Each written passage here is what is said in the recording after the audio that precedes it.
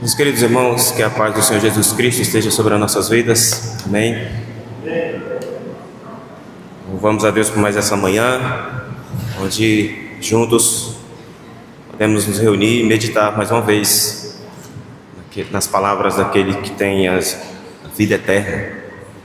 Nós estamos ainda no capítulo 6 da Confissão de Fé, que fala da queda do homem, do pecado e do seu castigo. Nós dividimos esse capítulo 6 em 3 partes, exatamente como o tema propõe. Falamos sobre a queda, falamos sobre o pecado em si, e agora vamos entender um pouco mais do que os teólogos Westminster vão falar sobre o pecado na vida do homem e o seu castigo.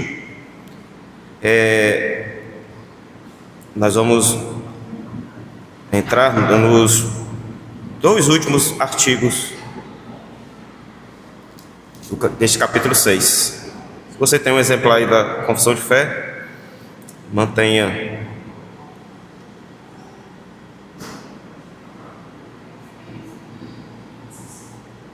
Vamos abrir o texto para corroborar o que nós vamos meditar aqui no Salmo 32.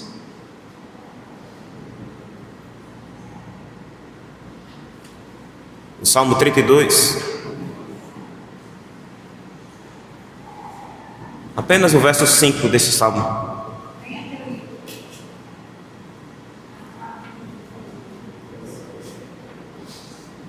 Salmo 32.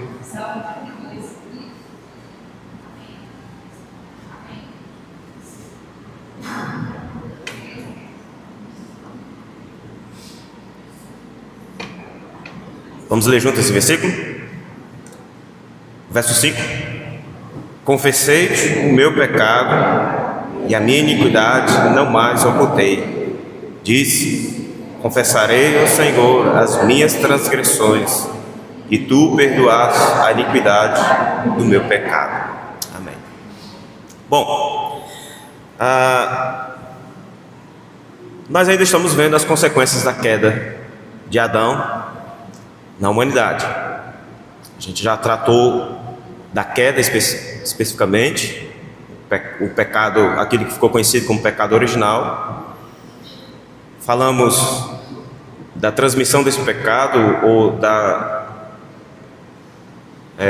a herança que recebemos dos nossos primeiros pais.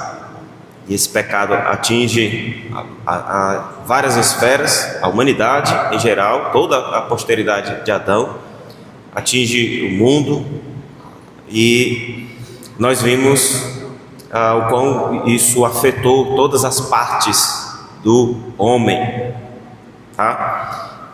E mostrando que as nossas ações, pensamentos, emoções, palavras, todas estão afetadas pelo pecado. O pecado manchou, sabe aquela roupa branca que recebeu ali uma mancha e que não sai mais?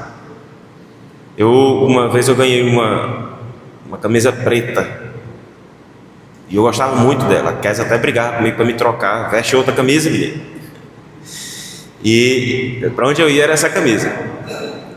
Até que um dia eu fui mexer numa água sanitária e pingou nessa camisa e me impediu de sair com ela para a rua.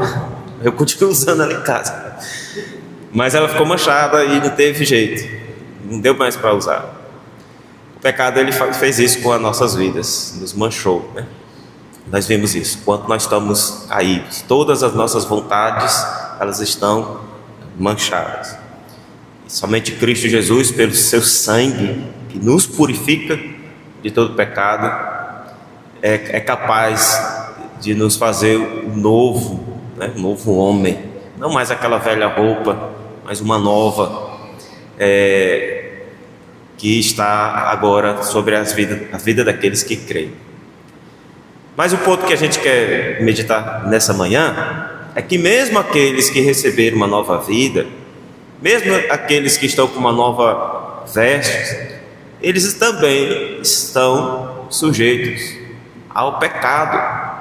Em outras palavras, eles também pecam. Nós, mesmo lavados e remidos pelo sangue de Cristo, crentes no Senhor Jesus Cristo, servindo ao Senhor, e mesmo, como Paulo vai falar aos Gálatas, na luta constante contra essa militância da carne com o Espírito, da nossa santificação, mesmo nessa realidade, o pecado continua lá, continua presente em nossas vidas. Aliás, o sangue de Cristo Jesus, o seu sacrifício, ele nos livrou da condenação que o pecado trouxe sobre as nossas vidas. Nós ainda estamos sendo, pela santificação, libertos da presença do pecado. Estamos sendo santificados. Um dia nós estaremos livres da existência do pecado nas nossas vidas de uma vez por todas, tá? Observava o presbítero Arimateia orando, e como é angustiante nós falarmos sobre o pecado, né? A gente lembra das nossas iniquidades, lembra da nossa do mal que ainda está nos cercando, e a gente por vezes abraçando. Como isso é ruim. E é esse sentimento, essa consciência de que estamos sujeitos ao erro e erramos, tem sumido da igreja, tem sumido da mente dos crentes, tá? Houve um tempo, lembrar aí da minha juventude, eu não sou tão velho assim não, tá? Tenho 38 anos, mas eu vivi muito. Só não nasci na igreja mesmo, porque no dia não tinha culto, senão desde o meu nascimento.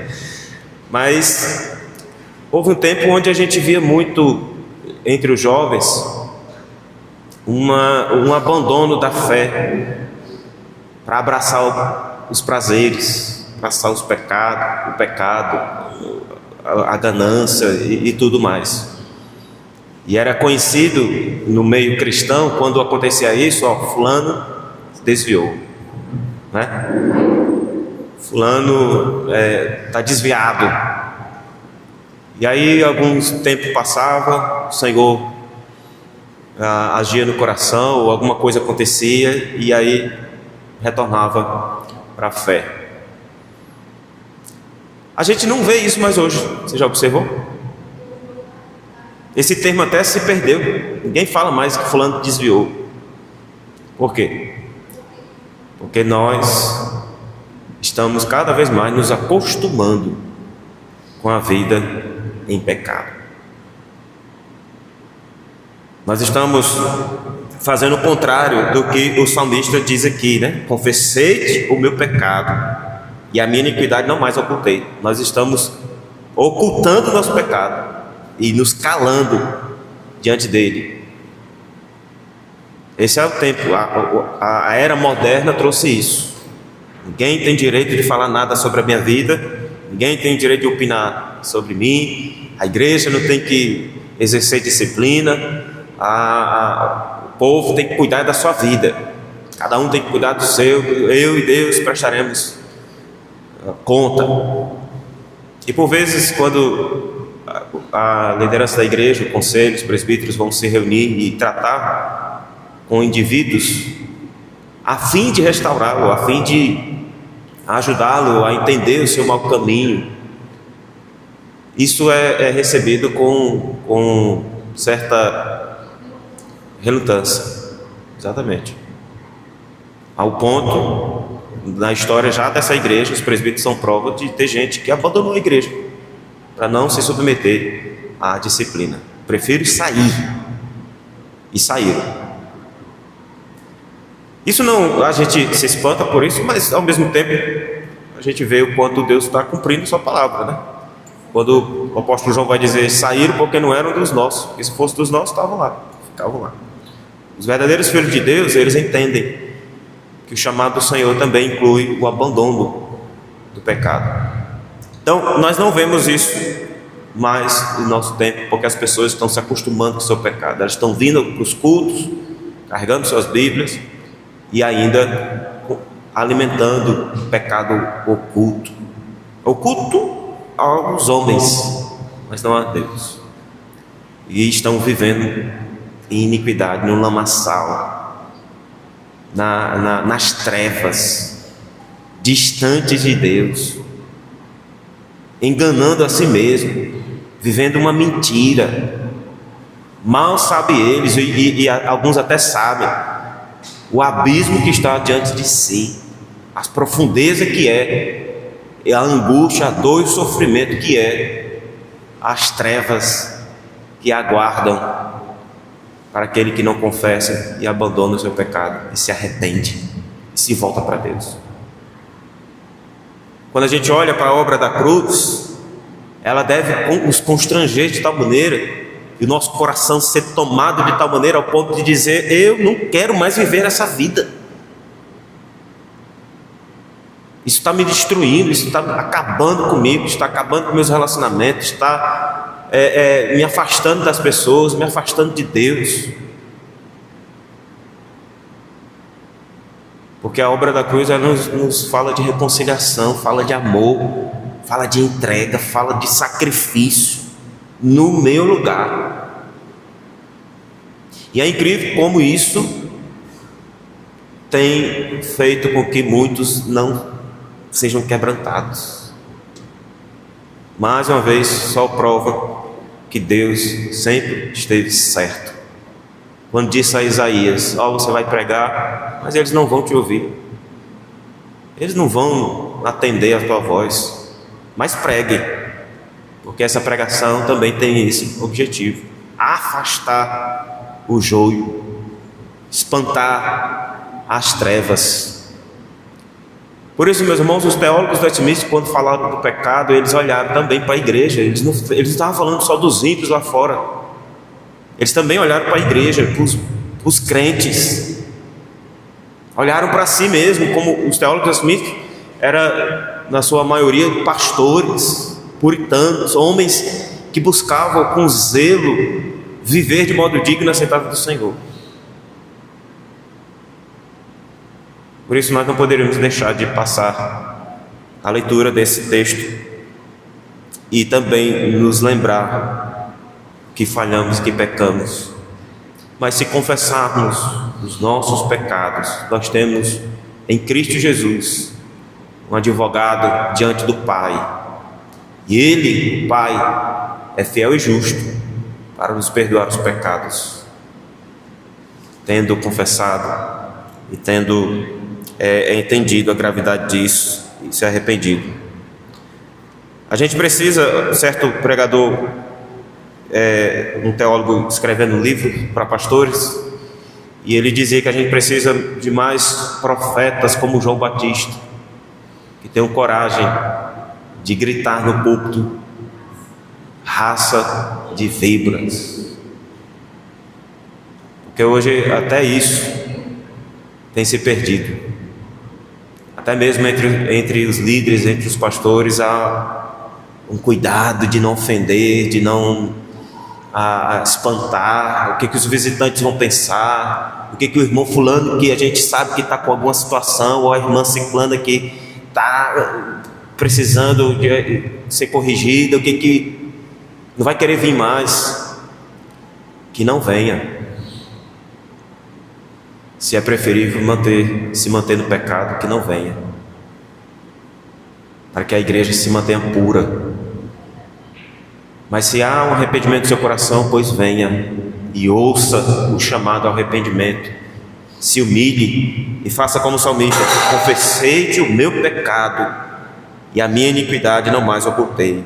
Disse: confessarei ao Senhor as minhas transgressões e tu perdoaste a iniquidade do meu pecado.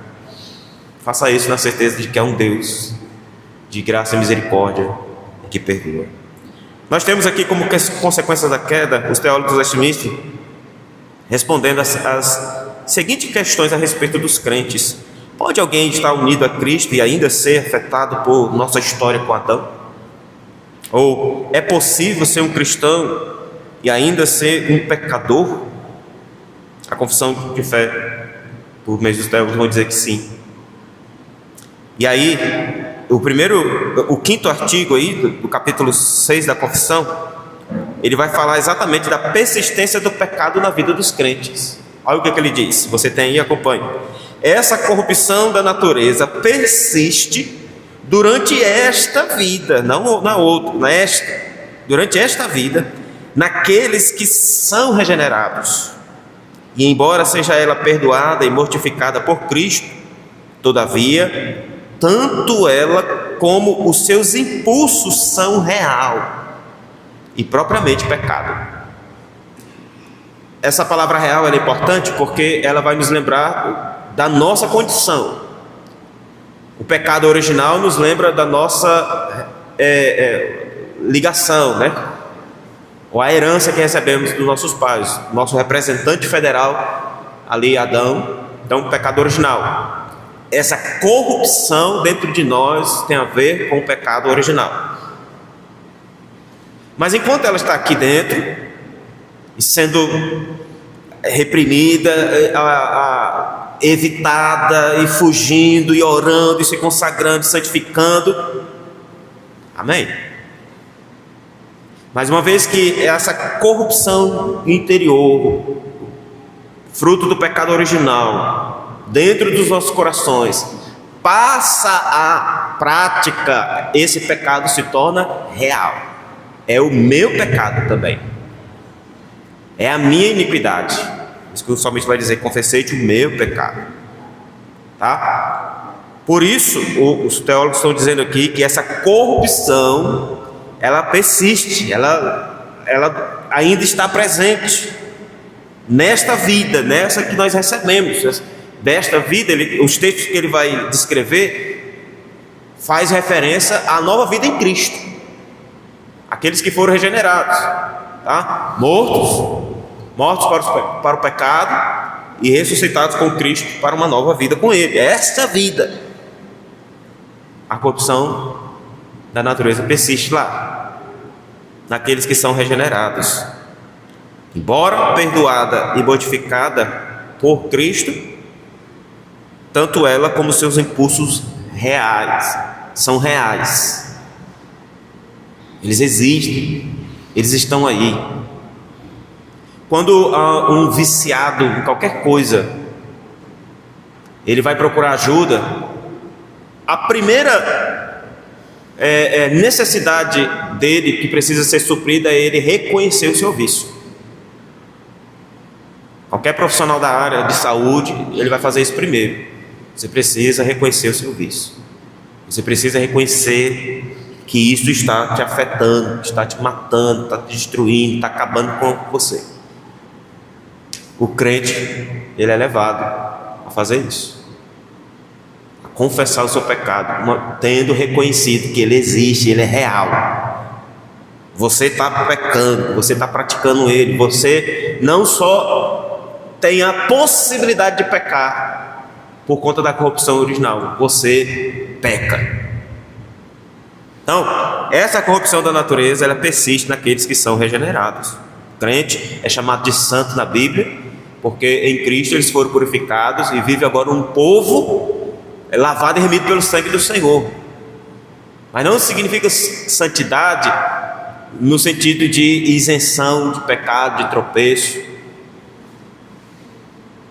Nós somos santos que ainda pecam e que precisam buscar em Cristo a pureza e a santificação para as suas vidas. Então, o pecado ainda é uma realidade na vida dos regenerados, embora, como diz os teólogos assim, embora tenha sido perdoado e mortificado por Cristo. Tá? Essa aqui é uma outra verdade que por vezes é esquecida, porque quando pecamos e quando o crente, quando ele peca, quando ele tropeça nos prazeres, nos desejos, nas iniquidades, nas tentações, ele precisa entender que há um Deus de amor, de graça e misericórdia, que por meio de Cristo Jesus perdoou os nossos pecados. Então, assim como no Antigo Testamento, aquelas cidades de refúgio era separada para aqueles que cometessem algum crime, alguma coisa, para fugir da vingança e ser punido devidamente, a cidade de refúgio. Nós temos um lugar de refúgio, que é Cristo Jesus, que plenamente derramou o seu sangue, e o sangue nos purifica de todo pecado. Lembra lá? Cristo levanta a taça e diz: esse é o cálice do meu sangue, o sangue da nova aliança, para a remissão dos pecados. O Senhor Jesus derramou o sangue. Então, o crente peca, mas o crente tem um lugar de refúgio onde ele pode recorrer pelo perdão. Por que se esconder? Por que se omitir? A única razão para isso é uma só: não houve arrependimento. Eu quero continuar pecando, eu quero continuar ali no lamaçal. Tá bom, tá prazeroso. E aí você passa a vida, meses, anos, décadas naquele pecadinho ali que alguns chamam ali, né, pecado de estimação. Está presente, está gostoso. Sabe aquela frieirazinha do pé, do dedozinho que você vê coçando, e quanto mais coça, mais fica. Por isso que não abandona, por isso que não se volta para o Senhor.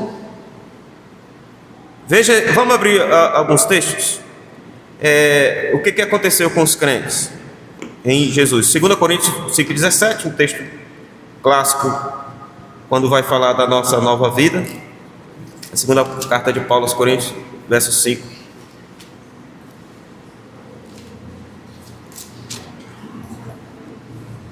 Ele diz no verso 17: e assim, se alguém está em Cristo, é nova criatura. As coisas antigas já passaram, eis que se fizeram novas.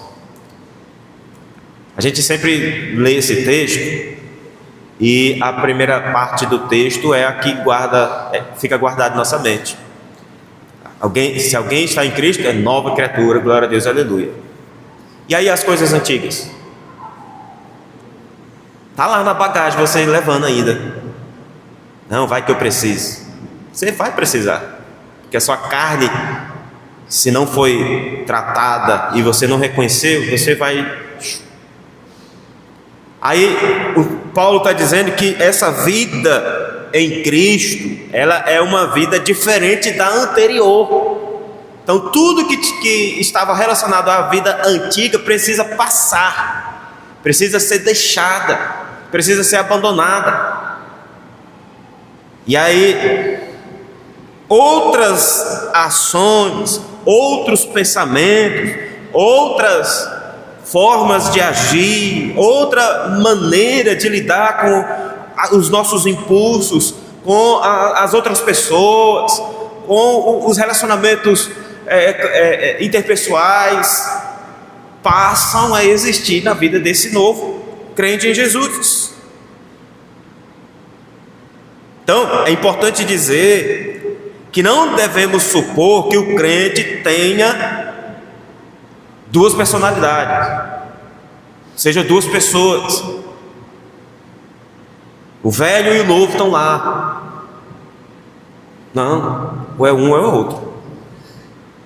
Ou o velho morreu e o novo está ali para viver em novidade com Cristo, ou o velho continua lá e o novo não conseguiu lugar para ficar, porque o velho ainda toma conta. Romanos capítulo 6, verso 6.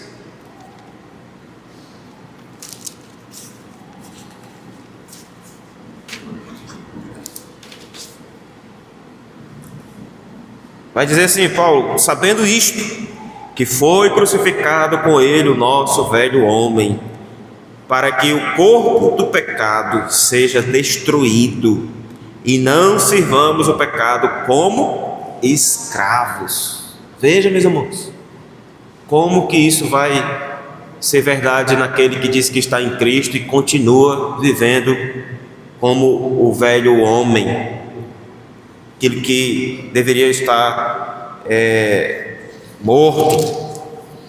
Capítulo 7 ainda de Romanos, verso 22: porque no tocante ao homem interior tenho prazer na lei de Deus. Esse homem interior é o novo homem em Cristo Jesus, que agora abraça os prazeres, o seu prazer está na vontade de Deus, nos preceitos do Senhor, nos mandamentos, na orientação, nas ordenanças.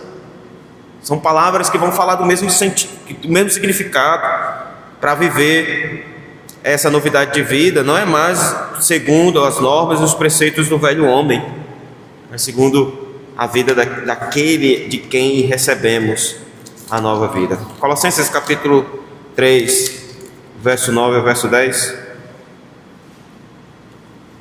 Paulo vai dizer algo semelhante: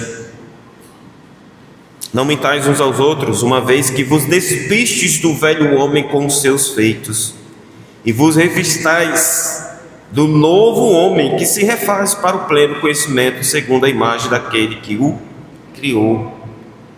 Nós precisamos nos despir de um e nos revestir de outro. Tirar a velha roupa e passar a usar uma nova. Tirar o velho homem, sepultar ele e deixar esse velho homem morrer lá na sua corrupção, apodrecer, até não sobrar mais nada, e passar a viver em novidade de vida.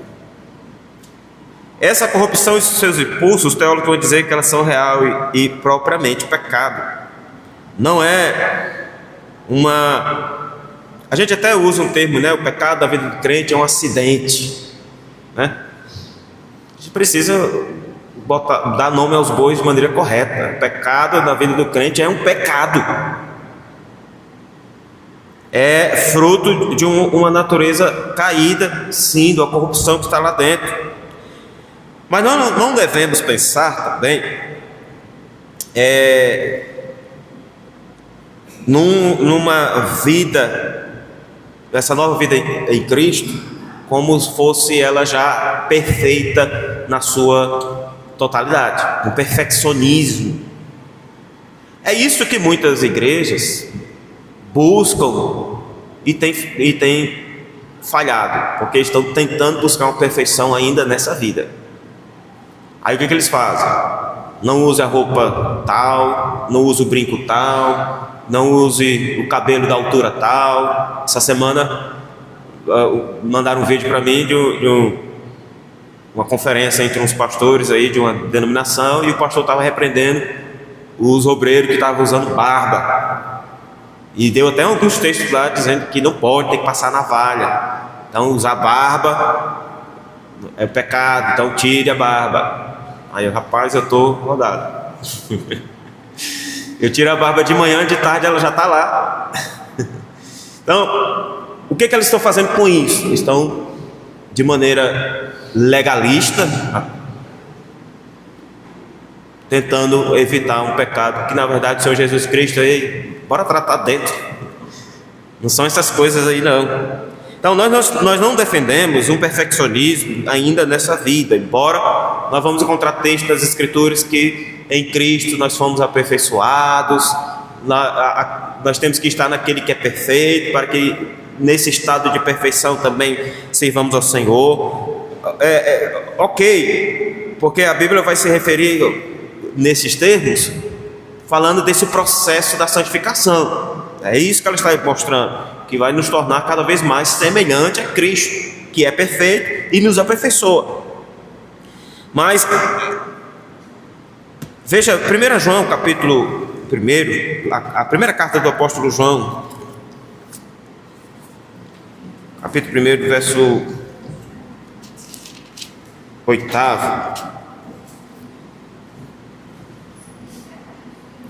Se dissermos que não temos pecado nenhum, a nós mesmos nos enganamos, e a verdade não está em nós. Então eu posso ser aquele que usa as roupas certas, que não usa a barba, não usa o brinco, não usa o cabelo da altura tal. Estou dentro do padrão, dos moldes que os usos e costumes daquela igreja definiu. E aí eu posso já dizer que eu estou isento, estou livre, já não peco mais com isso. João está dizendo, se você falar isso, você é um mentiroso. E a verdade de Deus não está em você. Tiago capítulo 3, versículo 2. Tem outro lembretezinho que as Escrituras vai nos dar. Porque todos tropeçamos em muitas coisas. Se alguém não tropeça no falar, é perfeito varão, capaz de refrear também todo o corpo. Ele está falando aqui justamente do problema da língua, né? Que é aquele mal, que o único mal que as Escrituras vão falar no homem, que ele é difícil de ser domado.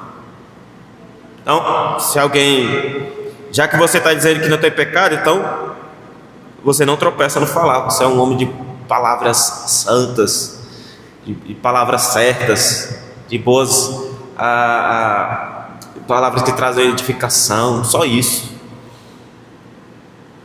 Nós não cremos nisso. Um comentarista puritano, ele vai dizer que a evidência de que alguém é uma pessoa regenerada não é a vã ilusão de que está livre de toda corrupção e pecado, mas sim a existência de um senso correto do perdão de Cristo e da operação do Espírito em nós, capacitando-nos a lutar fervorosamente para morrer para o pecado e viver para a justiça. Então, não é o engano de achar que não cometemos pecado nenhum, mas é reconhecer e confessar que pecamos, mas que temos um que nos perdoa e que pela sua palavra nos ajuda a não cometer mais esses erros.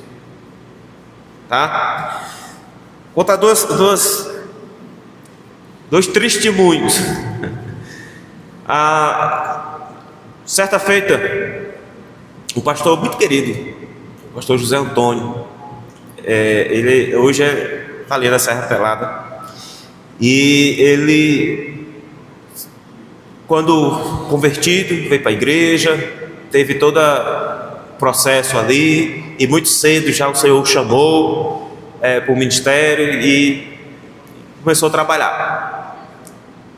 Uma das primeiras missões dele de falar de Cristo, ele foi com os antigos parceiros dele de festa. E aí ele visitou a casa e disse que sentou e conversou e falando, e o cara só parado olhando para ele, do pé à cabeça, assim, sabe?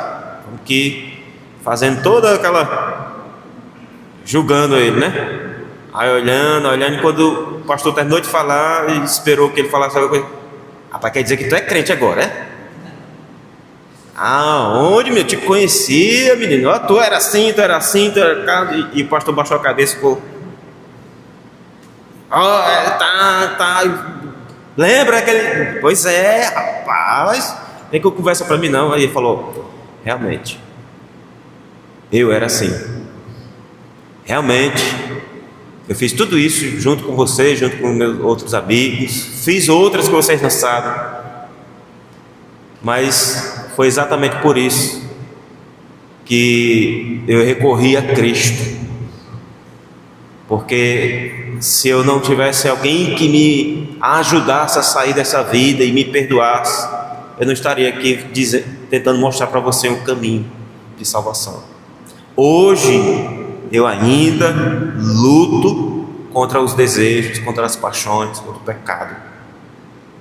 Mas eu tenho alguém que me ajuda, que está comigo todos os dias até a consumação do céu.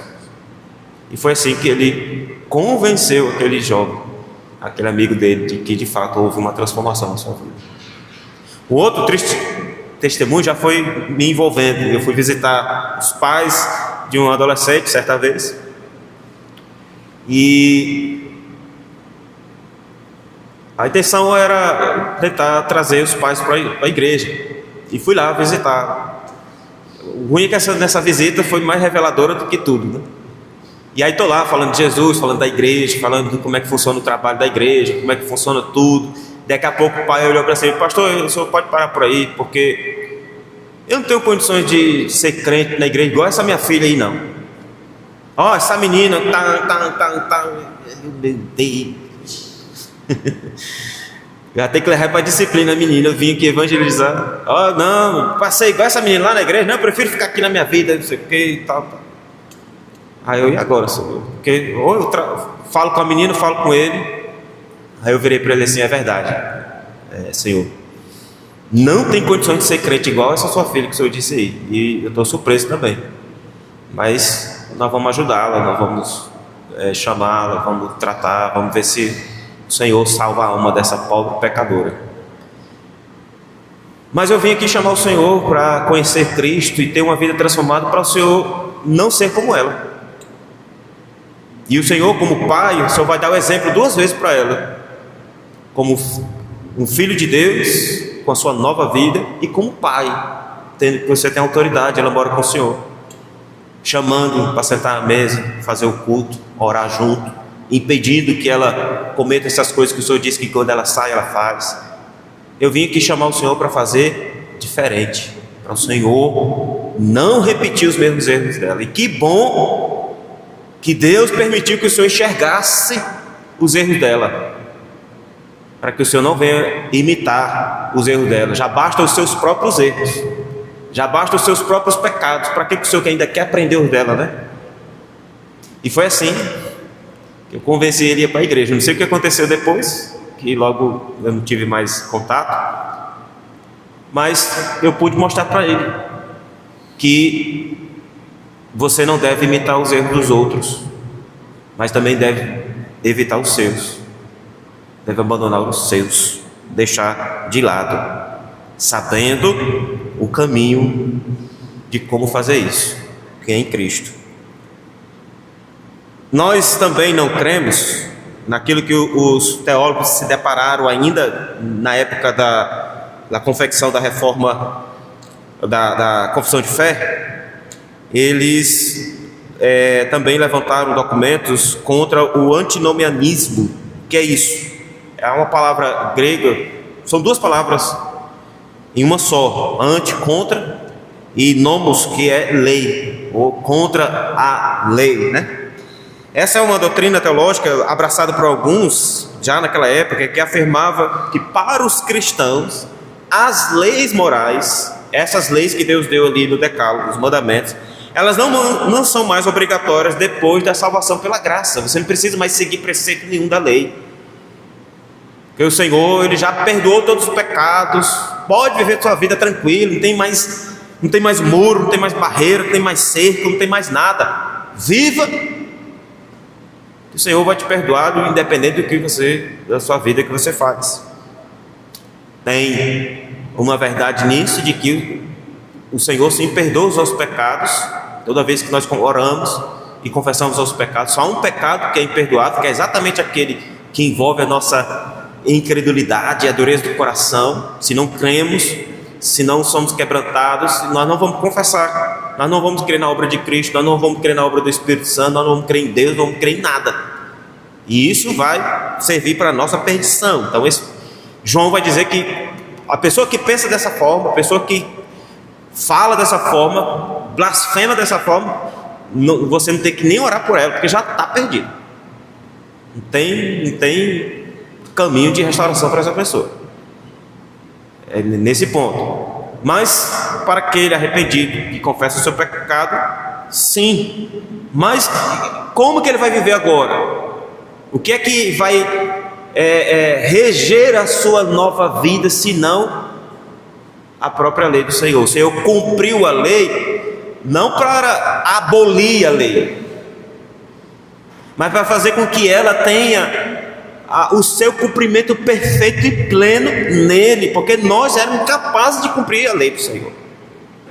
Mas em Jesus Cristo nós somos chamados à lei, aos preceitos, a amar a Deus sobre todas as coisas e ao próximo como a nós mesmos.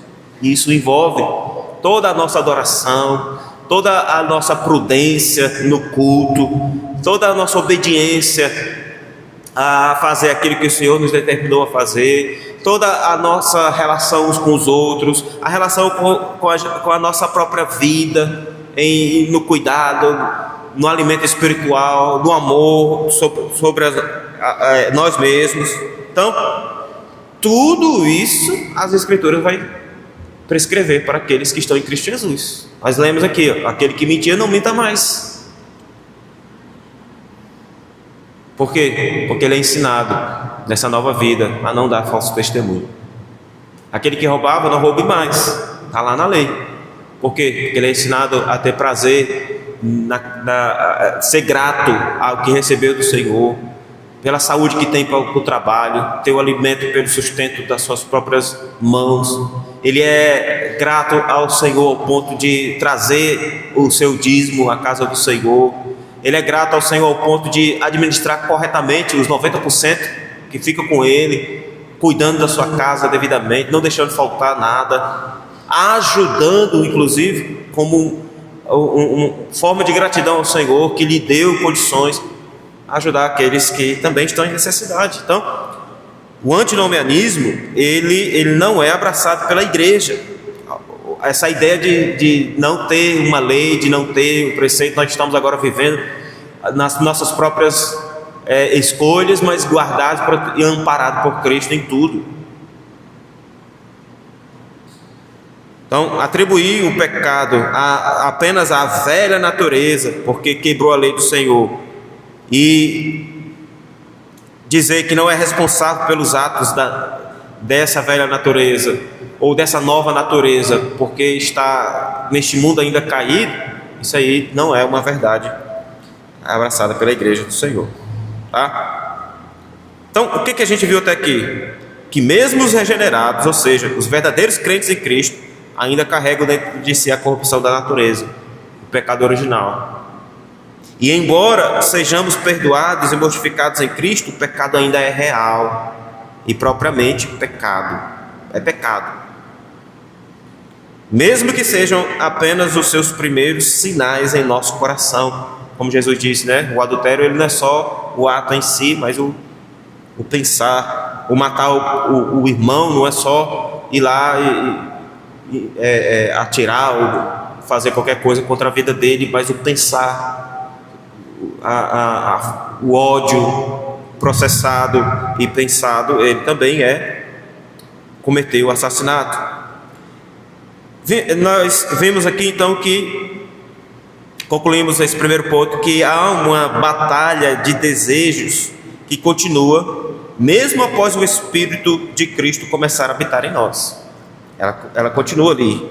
Gálatas, Paulo vai falar no capítulo 5, verso 17: porque a carne milita contra o Espírito e o Espírito contra a carne, porque são opostos entre si, para que não façais o que porventura seja do vosso querer. O problema hoje é que o crente quer o Espírito de Deus, mas continua flertando com o mundo e com o pecado.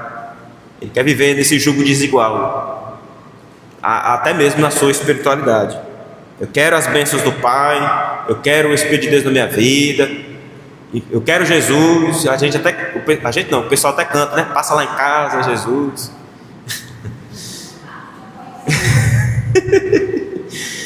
Ao invés de ser habitação e templo do Espírito Santo, está convidando Jesus, passa lá em casa. É sinal de que tem Cristo nele, né? Então, uma pessoa não regenerada, a corrupção é quem domina essa pessoa. Mas uma pessoa regenerada é o Espírito de Deus e a sua lei que tem o domínio, que governa, que dirige. No homem não regenerado, o pecado reina.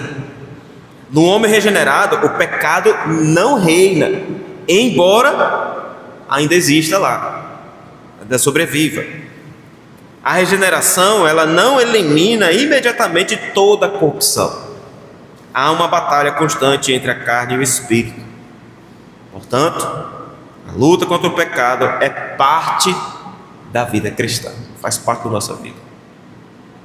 Se pudéssemos fazer uma campanha de 7 sextas-feiras deveria ser essa: a luta contra o pecado. E aí a gente dobrar o joelho, orar e lamentar,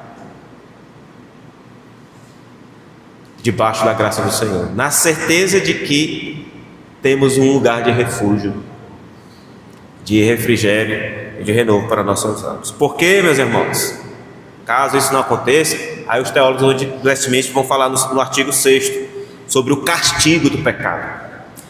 Veja aí, o artigo 6: todo pecado, tanto original como atual, sendo transgressão da justa lei de Deus e a ela contrária, torna pela sua própria natureza culpado o pecador, e por sua culpa está sujeito à ira de Deus e à maldição da lei, e portanto sujeito à morte, com todas as misérias espirituais, temporais e eternas. O que eles estão querendo dizer aqui?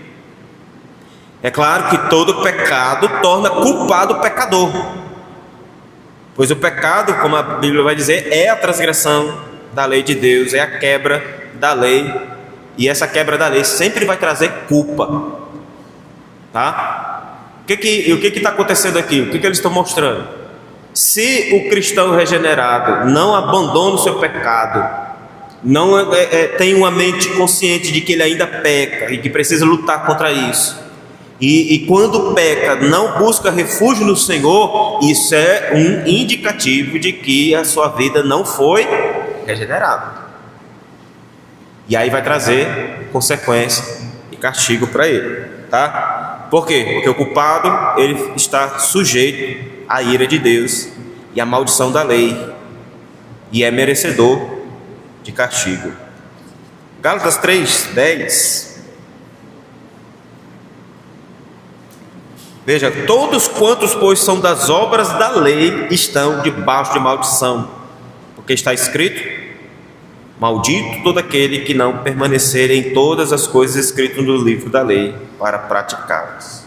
É assim que Deus vê aquele que não confessa o seu pecado e continua no pecado, ama o pecado, não luta, não busca refúgio no Senhor, não abandona o seu pecado. Ele é maldito, ele está atraindo para si a ira de Deus. O reverendo Aurivan Marinho, pastor da igreja congregacional lá em Estância, pregando na consciência cristã alguns anos atrás, ele disse que só há 2 lugares onde o pecado na vida do crente ou na vida do ser humano ele é punido, ele é pago: na cruz ou no inferno. Se na cruz, então é sinal de que ele foi regenerado, e mesmo pecando ele luta, ele volta aos pés da cruz, ele confessa, ele abandona, ele reconhece. Se não, ele vai ser punido, ele vai ser tratado para a sua própria destruição e não aniquilação no inferno, tá? Essa sujeição do pecador ao pecado e está debaixo da ira de Deus vai trazer a morte e todas as misérias espirituais, temporais e eternas. Morte espiritual, afastamento de Deus; morte física, o afastamento desse corpo, dessa vida; e a morte eterna, que é a punição no inferno, e eternamente está ali pagando pelos seus próprios pecados. O que a gente vê aqui então, em resumo? O pecado, ele nos torna culpados e nos sujeita à justa ira de Deus. Não tem escapatória. Todo pecador, ele se encontra nessa condição diante de Deus. Se fomos feitos nova criatura em Cristo Jesus, ele é fiel e justo para nos perdoar os pecados quando confessar. Se não, não existe nova criatura, continua criatura antiga, caída, e sobre este a justa ira de Deus. O único escape para este é Cristo, o nosso mediador, o nosso redentor, o nosso advogado diante de Deus.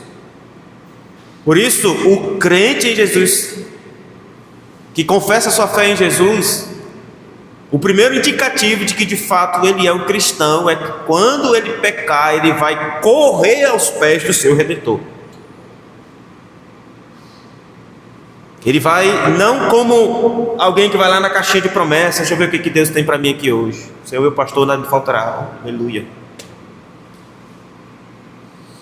Ele vai lá na caixinha de maldições. Senhor, eu mereço isso aqui.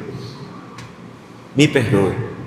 Cometi todas essas verdades aqui. Mereço o inferno, mereço a tua ira. Mas aí ele roga pela misericórdia encontrada nesse mediador, por meio desse mediador em Cristo Jesus. Alguém disse que sem Cristo não há esperança alguma, e em Cristo não há mais condenação. Sem Cristo todos estão perdidos, em Cristo nenhuma condenação há para aqueles que estão em Cristo Jesus. Essa é a verdade que Paulo traz em Romanos 8:1. Se o pecado continua sendo algo tão grave, mesmo após a graça, então não faz sentido desprezar a lei moral. Nós precisamos dela para nos alertar e nos lembrar das iniquidades que nós precisamos evitar. Porque o crente, ele não está livre das consequências do pecado só porque foi salvo. Ele foi salvo para viver de modo santo, mas ele ainda é um pecador lutando contra o pecado. Somente na glória nós estaremos livres de uma vez por todas da presença do pecado em nossas vidas. Até lá, é dever de todo crente se arrepender, confessar, e começa por isso, reconhecendo. Sem entender a queda, não entenderemos a cruz, e sem ver a corrupção, não valorizaremos ou não entenderemos a redenção que há em Cristo Jesus. Por isso, neste capítulo da Confissão de Fé, os teólogos vão nos falar da necessidade urgente do arrependimento e da fé em Cristo, pois embora esse capítulo vai se concentrar na queda e nas consequências do pecado, a Bíblia aponta para a esperança que há em Cristo Jesus. E somente a entrega e a obediência e o sacrifício de Cristo vai trazer a vida e a reconciliação com Deus para todos os que creem. E graças a Deus por seu Filho bendito. Glória ao nosso Senhor e Redentor, que é a nossa única esperança em Jesus. Por isso, quando chamamos, quanto igreja e conselho da igreja, aqueles que estão nos seus delitos e pecados, estão com seus pés trilhando na direção oposta à vida de santificação, a nossa Constituição e a Bíblia vai nos lembrar que devemos fazer isso a fim de restaurar. Deve ser feito, inclusive lá vai dizer, com prudência, para não agirmos como juízes, já dando sentença condenatória a obeso. Só existe um momento onde nós podemos fazer isso, que é Mateus 19, depois de todas as instâncias corretas, a última é expulsa do meio de vocês. Como juiz, vocês vão ter essa autoridade para fazer, não, então você não pode ser mais reconhecido em nosso meio como um irmão.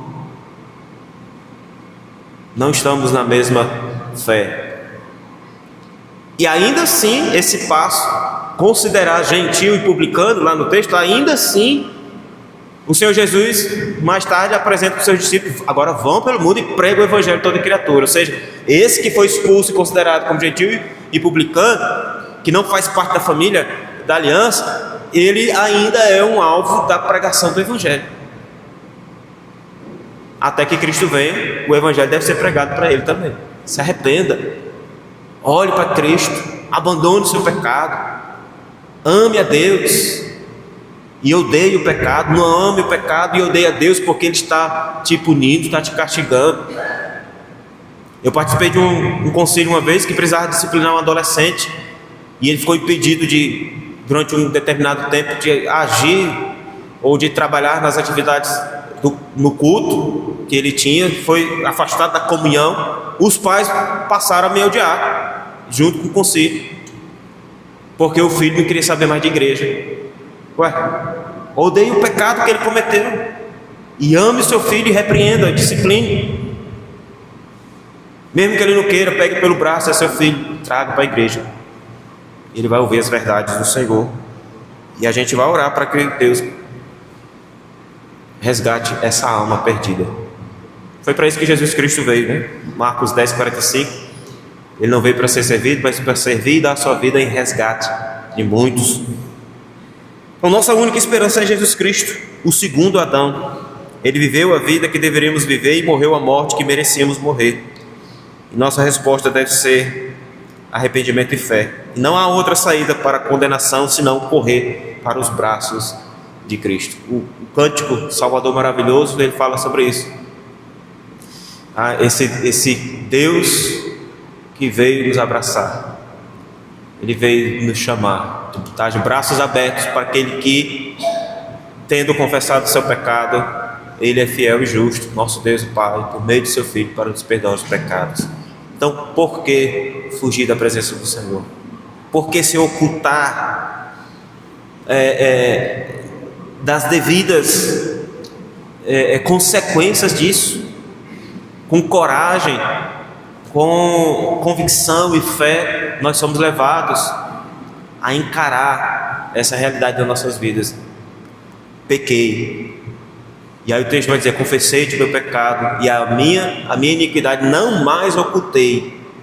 Então, todas as vezes que você chegar à presença do Senhor, abra seu coração com sinceridade. E se você não lembra de nenhum pecado que tenha cometido, faça como o salmista: Senhor, sonda, faz uma investigação minuciosa que só o Senhor pode fazer, porque o Senhor me conhece, sabe quando eu me deito, quando me levanto, esquadrinhos do meu andar. O Senhor, Ele conhece, é um atributo dele saber exatamente quem nós somos, e o Espírito Santo de Deus vai trazer a memória. É por isso que quando no culto nós temos um momento de oração de confissão, a gente reserva ali uns segundos ou um minuto onde devemos refletir sobre as nossas próprias iniquidades. Senhor, traz à memória o que eu preciso abandonar, o que eu preciso tirar. Isso deve servir para todas as instâncias da nossa vida. Pessoalmente, Senhor, me ajude a maneira como eu devo te adorar, a maneira como eu devo me relacionar com o meu semelhante, como eu devo me comportar na igreja, como eu devo testemunhar de ti no mundo. E isso vai também na vida conjugal, como eu devo tratar minha esposa, como eu devo tratar meu marido, como eu devo amar, como eu devo ser fiel, como eu devo cuidar e zelar. Isso vai servir na sua vida como pai, como mãe, como deve tratar os filhos, como deve orientá-los, como deve discipliná-los, como deve apontar o caminho e estar com ele, caminhando na direção da vida no Senhor.